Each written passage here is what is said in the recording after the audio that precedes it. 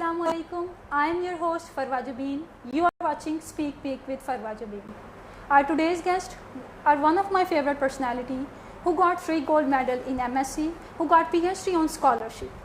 His services by publishing couple of books. But it doesn't end there. He is still providing his services by teaching our young generation.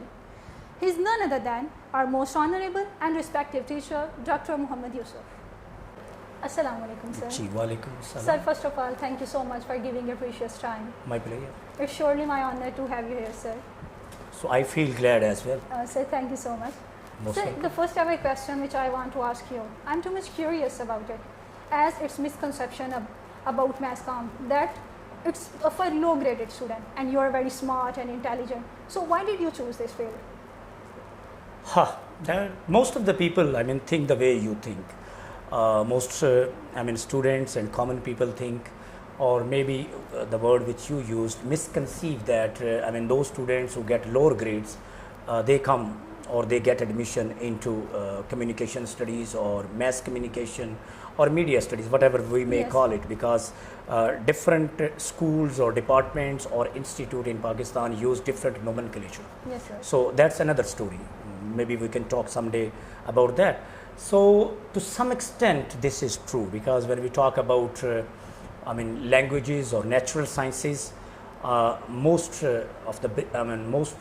of those students who are brilliant or have higher grades, they go there, and those students who think that they are not getting fit anywhere, they then ultimately at the end of the day come to mass communication. But this is part of the story. This is not the whole story.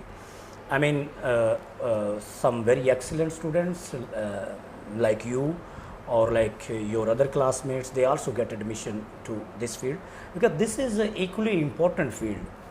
A balag, or to communicate, or Yes. communication. Communication is of course noun, and to communicate Yes, is a verb. sure. This is one of the fundamental characteristics of human beings.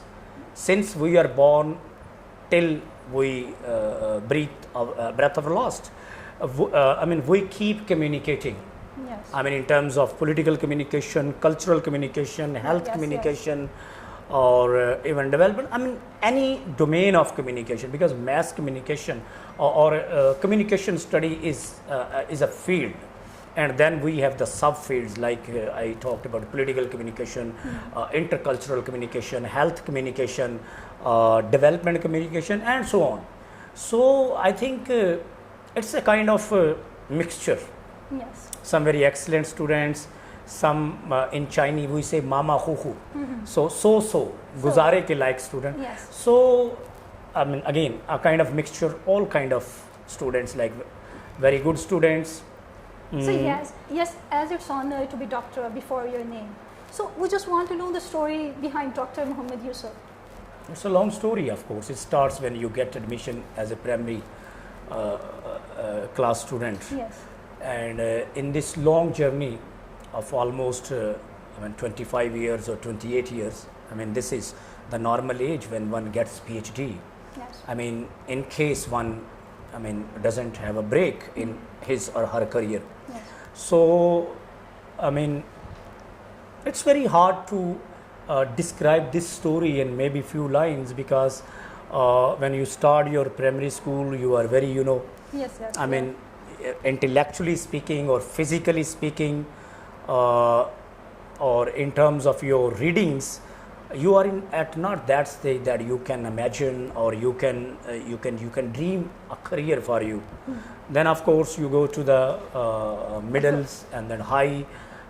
At high school level, or maybe after high school level, that's the time where one starts thinking what one will do in one's career. So basically I was a science student in matric, and of course in FSC as well, and both I have with A grade. And then I don't know, but somewhere inside me there was a kind of person that Who is totally different from others. that wanted to ask questions, that wanted to read and know about oneself and about this universe. and also the relationship between humans and the universe. So that curiosity helped me to read more compared to my classmates, try to ask questions, try to dig out the reality behind the reality, you know, reality which lies beyond, beyond, or you can say, I mean, the real truth within the truth. I mean, or in other words, we can say, how real is the real, what we know is the real. To know the reality of that, of course, is the most beautiful thing in life. Yes. So that thing helped me in my MSc. When I went to have MSc during 2008 to 10 in University of the Punjab, that was one of the dream place, you know. At that time, it was Institute of Communication Studies. It was one of the prestigious institute, and it still is in Pakistan the most prestigious school of communication studies. So it was honored to be student there, got some of the brilliant minds as professors, and got a lot of opportunities. I mean, accept education, because a lot of seminars used to be conducted there, organized there, where students used to get opportunities to meet with the icons, you know, the media icons, the big guns of the media, like Hamid Mir, Majibur Rahman Shami Sahib, Fahad Hussain, Iftikhar Ahmed, Sohail Wadayach. I mean, the list goes on. Salman Ghani Sahib, and this is a very long list. And after that, your journey to I'm just able to mention a few of the names. We saw these people from very close, talked with them, debated with them, asked questions from them. And then I remember when I was MSc student, then Hillary Clinton at that time, she was Obama's Secretary of State. Under Obama's presidency, she was Secretary of State. She came to Pakistan, and initially she was supposed to address to student in University of the Punjab. But because of the security issues, then the event was shifted to Lahore College University. And we from University of the Punjab got an opportunity to go there, and I was the only student from a University of the Punjab which got an opportunity to ask a question from Hillary Clinton. And that day it made headlines, you know. And the next day, when my professor at that day, my professor was in Multan. So the next day when I went to institute, the PA of the dean was looking for me. He was searching for me. And maybe I was in a library or something. Then he asked me where you were. I was looking for you. I asked what happened. He said, Dean is calling you. Immediately come with me. And when I went to the dean office, he has sweets for me. Wow. And then he gave me, you know, we call it a gulab jamun or something like that. And he said that I'm proud of you. So I think those kind of moments give more energy, more motivation to read more, to study more, to be more focused, to be more refined, and to be more better version of oneself. So I think in this journey, I mean, these 2 years, especially MSc years, they were so important, so fundamental, so motivating, so fulfilling, that they provided a lot of energy for the rest of the years to pursue my career, to pursue my dreams, and provide me, I mean, kind of motivation which is important to have big dreams. So let's talk about your tour to abroad. During your student career, what difference did you find in Pakistan and the foreign education system? I mean, this is an important thing, because in Pakistan, I mean, education system, of course, is different from the rest of the world. Yes. I mean, in Pakistan, we follow the European education system, in other words. Yes. So when I was supposed to go for PhD, I have two options. One of them was New Zealand, and another option which came later on was China. Initially, I intended to go to New Zealand for PhD, but some of my friends who were very close to me and who have PhD from China, especially in natural sciences like botany and zoology, we used to be colleagues in University of the Punjab hostels. I was assistant superintendent there, and he was also assistant superintendent there. So he was the person who changed my perspective. He told me that in Pakistan the books we study or the education system is very similar to the American or British. Yes. European, in other words, Yes, the we can European say system. that. Yes. I mean, most of the book come from the Europe. Yes. I mean, the nomenclature we follow comes from the Europe. So he told me, I mean, continuously kept telling me that China is something with a different Yes. paradigm, with a different Without any perspective. doubt. So ultimately, he won. Yes. His name was Dr. Khan, and of course, he's still my friend. He's associate professor in University of Punjab now. He's one of the Pakistan leading scientists. He's working on cancer. So ultimately, he applied for me. Initially in 2014, I was not willing to apply. He applied, and ultimately in 2014, I got scholarship, and I refused. I said no, I will study in Pakistan 1 year, because one of the favorite professor whose courses I wanted to take in PhD started teaching, and then I decided that I will spend 1 year in Pakistan at the cost of my scholarship. But I was fortunate enough that I applied again in 2015 when I finished my PhD coursework with those professors with whom I want to take the courses, because I idolize them. One of the best minds in Pakistani research. And then I was fortunate enough, the university which I declined again offered me scholarship in Wow. 15, because it's very rare that sometimes if you decline a scholarship from a university, you don't get scholarship from that Yes. university. But in 2015 I applied again, and then the same university which in 2014 I declined to join, they offered me scholarship, and this year then I accepted that scholarship. And that was, one of the unique experiences, in a sense, because China is a totally different civilization. Yes. I mean, its culture is different, its society is different, its politics is different, economics is different, and even its education system is different. Yes. So, I mean, being there, got an opportunity to talk with, so many students from different nationalities. So many students from Africa, from Germany, from USA, from UK, almost, students from almost 100 countries. Sir, let's talk about your student life. How do you compare your student life to today's student life? Though it's very different to make, it's very difficult to make comparison. But, what a student must do, I'm not saying should do, must do, is read. He or she must focus on one's career, Yes. not the other things. Unfortunately, over the period of time, our students, at the moment, the students which come to the universities, most of them don't realize how important their time is. Yes. They kill time, and while they are killing time, they forget that they are killing their own life. Yes. They are doing that. If they are wasting time, then in revenge, time will waste them.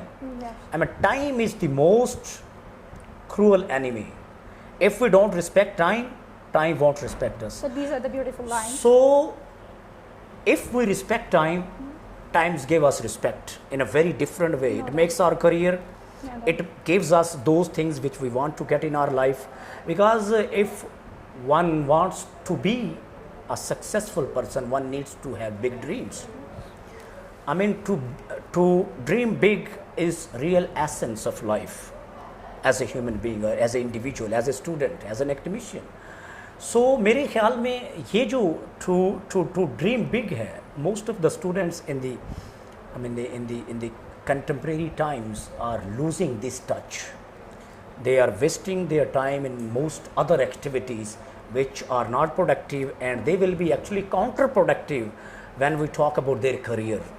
I think they can do these things or can make these choices when they have a better career, because once they have a better career, they could have better choices to make. And what kind of choices they are making now at the cost of their education, at the cost of their career, I think sometimes I really feel very strange about that why they are wasting their prime youth, Yes. their precious time in these kind of activities, and not focusing on their studies, not reading to make a better version or refined version of themselves. So this is one of the very, thorny issue, which I really talk with my friends, I talk with my students, that this is the time you need to make or unmake yourself. If you make yourself, you can make yourself while utilizing time in a wiser way. And if you don't use the time in a wiser way, that will unmake you. And this is the most unfortunate deal. Sir, another question which is very interesting. As you have many other choices, like you have the choice to join TV, radio. So why did you choose teaching as your profession? I actually worked in radio for first 2 years. When I was an MSc student, I was working in radio as well. I worked in radio for 2 years, and I worked in television for about 1 year as well. While working there, I experienced that you don't have that kind of freedom there. They are very beautiful fields. When you sit on the screen, everybody Yes. watches you, listens you, or when you write in newspaper, reads you. But I think the more important, even to this one, is that when you teach people, Yes, teaching is learning twice. no doubt. So, there is a very famous Chinese saying that if you plan for a longer time, educate your people. That's one of the fundamental things. So, if we want to bring a change in our society, either that's a cultural change, political change, social change, or any other change, what we need to do is we need to educate people. Yes, We need to produce better men and women with critical minds so that they can make informed decisions. This is one of the very tricky issues. So, at the end of the day, I decided that to be an academician is a better choice. Even today I can join media if I want to join. yes, You have a choices. But if you once join a media, it's a very demanding job, yes. No doubt. you have assignments, you have to fulfill them, and there is time to go to the office in media, but there is no time to come back from the office if you are a reporter, and if you are a good reporter, Yes, because you have to walk a lot, you have to explore your sources, you have to look beyond your sources, you have to stay in touch with your contacts to bring out unique stories which can build your career in media. So my conviction was, and still my conviction is, that it was better to pursue PhD degree, and then if one wants or intends to work in media, later on one can do that, or one can join that. So I think that was the motivating force, that to become a better person, or if you become a better person or you have a better perspective, then you can share that better perspective with your students, because it's commonly said that sharing is caring and caring Yes. is love. yes, So I think it's better to share what you know, and once we start sharing the things we know, we actually start caring the people. yes. And once we start caring the people, we want them to be better human beings. From where and when did you start your teaching career?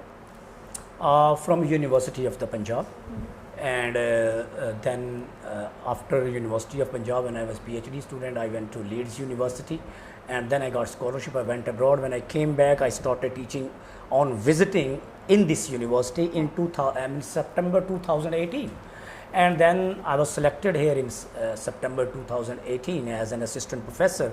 But things got late because of some issues 1 year. Then I went back to Lahore. I worked in University of Central Punjab for almost 7 months, and then I worked in University of Management and Technology as an assistant professor for 5 months.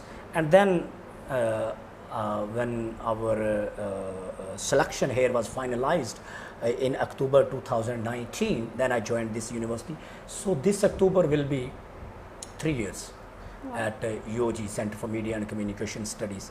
So this is, almost a 10-year journey, and starting from University of the Punjab, one of the prestigious institute, then Leeds University, then UOG, then UCP, Yes. then UMT, and then again After UCP. that. So that's all. So, as a teacher, what methodology would you want to refer to the teacher who is new to this field to teach their student in a better way? One of the best ways is to share. you know, because what most of the scholars in the Western world or European world, what we can say, or we can say in the foreign countries, they share their perspective. I mean, one way teaching is not one of those effective approaches. Yes. Now, one of the best way is that most of the teachers use PowerPoints so that the session can be made interactive. Yes. The students can be engaged with the content. So I think, I personally feel, and in the light of my experience, I think this interactive way of teaching, that you ask students to be engaged with you, you use PowerPoint slides so that you capture or you grab the attention of your students. Because if you orally talk or we orally talk, it's very hard to grab the attention of the students, because sometimes very theoretical and very abstract concepts cannot be explained orally. Yes. So I think one of the best option is that one use PowerPoints or even whiteboards or blackboard, whatever, so that the students can be interactive. And then I think some time must be saved to get feedback from the students in each lecture. Because it should not be the one way flow of information from teacher to the students. Rather, there must be reflection from the students on what the teacher have taught. Yes. I think this way we can make an educated and more learned community consisting of teacher and his or her students. So, I mean, cutting the long story short, I suggest that it must be interactive, Yes. both way communication. So, as we discussed, today's student just wasting their time. Today's student have the ghost of fame or progress on their heads. They just want to get everything right away. And when they just fail by some reasons, they just get frustrated and stop working. So, what advice do you want to give them in this regard? I mean, there is a very simple or basic rule. I gave you an example from cricket. I mean, if you watch cricket, Yes. you know, when the new batsman come on a crease, he is advised to follow the basics. What are the basics? When the ball is swimming, play with the straight bat on the front foot. This is the advice for the students. Everybody wants to be famed, renowned, and everybody wants that people know him or her. Yes. But the best thing is that be like that seed which is sown in the soil. And unless and until that seed loses its identity, it cannot bring fruit. So the best thing is work hard and then leave the result with Allah. The problem is most of us don't want to work hard but want to be famous. Yes. So we are working on shortcuts, but I am talking about in the reality, in life there is no shortcut. Yes. Life is a continuous journey, continuous effort, focused efforts, calculated risk. I mean, mostly we say that one must take risk in life if one wants to be a successful person. So what kind of risk? Not a blind risk, calculated risk. Students need to take calculated risk, need to stay focused, need to work hard, put all their energies into what they want. With these beautiful lines, it's time to say Allah Hafiz. Thank you so much, sir. Most welcome. I really enjoyed your company. Thank you so much. Allah Hafiz. Stay tuned with us.